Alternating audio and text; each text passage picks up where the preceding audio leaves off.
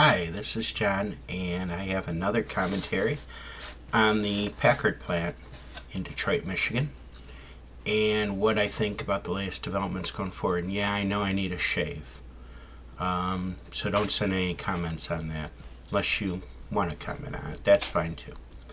But William Hults, to the surprise of nobody with a clue, decided that he cannot afford to have the Packard plant, pay the Packard plant. Well, that's because he never had the money in the first place. He conned two different people out of $100,000 each. Maybe the first $100,000 was even his, but after that, finance people would look at his, not lengthy track record, the fact that there's going to be a huge investment required to put just to get the grounds cleaned up before you start doing anything with it. And figure out he wasn't the guy to do it, which I tend to agree he's not. So then he fails to meet his deadline yesterday, November 15th. He wanted to pay $2 million. That's after that first ridiculous $6 million offer from that doctor down in Texas, who nobody remembers her name even, who was just a front for some other scamming people. I mean, I almost thought about having my kid and his friends put together and bid on the project the way things were going. They could have said that they'd pay $8 million and have just as much prospect of doing it as these people. But anyway, the project now goes to number 3 bidder. His name is Fernando Palazuelo. He has done development before in Peru, especially. He's from Spain. He bid $405,000 for the property, and his intention is to put commercial, residential, and light industrial in the various parcels. He estimates that what he's planning will cost about $300 to $400 million. I bet you by the time things actually get rolling, and it'll turn out to be less than what he's talking about and closer to $300 million, but he won't be able to do everything that he's thinking he could do even for that. These costs have a way of sneaking up. This ground has asbestos and industrial pollution all over it. It's going to be $25 million or more just to clean up and clear the various parcels.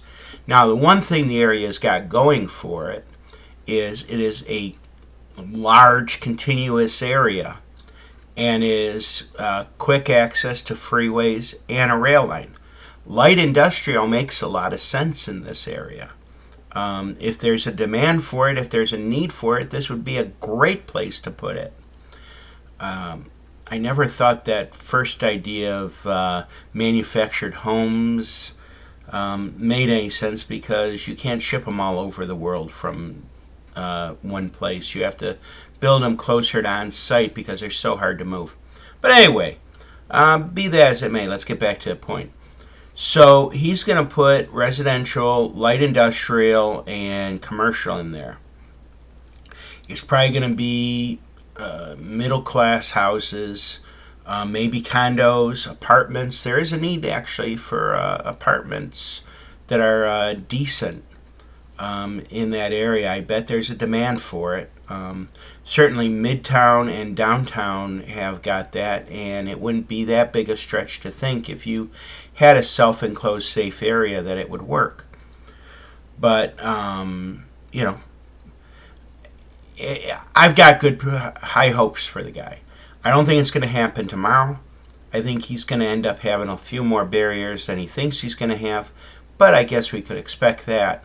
The real test will be when he starts running into barriers, whether he's able to follow through or not. I tend to think he is. I tend to think the fact that he ended up with the plant over the first two people is a positive sign in the long run, and I said that last week.